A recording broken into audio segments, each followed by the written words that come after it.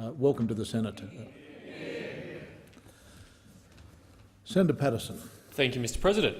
My question is to the Minister for Employment, Senator Cash. Can the minister update the Senate on any developments relating to the recent disgraceful threats made against Commonwealth public servants? The Minister for Employment, Senator Cash. Well, Mr President, yes, I can. And given the public outpouring of disgust at the threats made to mums, dads and their kids by the CFMEU's John Setka at the rally held in Melbourne on Tuesday, it is very interesting that Mr Setka is now trying to pretend that he didn't actually make any threats against the ABCC inspectors. It is unfortunate for Mr Setka, though, that he has a long history of criminal violence and making vile threats against anyone who doesn't agree or doesn't do as he wishes, as do, unfortunately, many other officials in the CFMEU.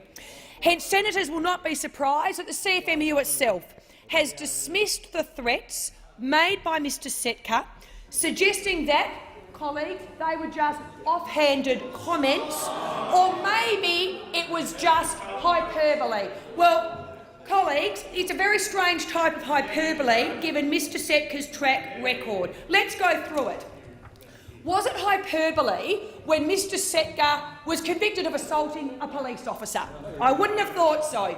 Was it hyperbole when Mr Setka, and this is actually disgusting, told an employer that he hoped he would die of his cancer?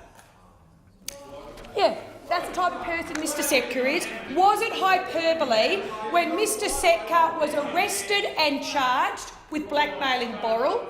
Or was it hyperbole when a CFMEU official menacingly told workers on the Gold Coast site that, and I quote, "I know your phone number, I know where you live"? Was it hyperbole when a CFMEU member called an ABCC inspector and threatened her with gang rape? Funny type of hyperbole. Thank you, Minister. Senator Paterson, supplementary question. Order. On my right, on my left. Senator Paterson. Thank you, Mr President. Can the minister further update the Senate on individual responses to Mr Setka's latest threats against Commonwealth public servants? Minister. Thank you, Mr President. And it continues, I think, to astound not only those of us on this side of the chamber, but based on all the comments that I'm reading online and on Talkback Radio, that the current leader of the opposition, Mr Bill Shorten, has failed to sever ties with the CFMEU and with Mr Setka. But unfortunately, as it has been pointed out, we all know why. They hold Labor's purse strings, and when you hold the purse strings, you get to tell them what to do. In terms of doing the right thing, colleagues, when the member for Watson, Mr Tony Burke, was asked this morning, and this is what he was asked, if John Setka should be removed from his position at the CFMEU, he tried to avoid the question. Not once, not twice, not 3 times, not 4 times, not 5 times, not 6 times, not 7 times, but 8 times, saying, "I don't necessarily have a fixed Thank view you, on Minister. that." The time for answering the question has expired. Senator Paterson, final supplementary question. Thank you, Mr President. Minister, how can all parliamentarians ensure that they fully distance themselves or even repudiate such appalling behaviour? Minister.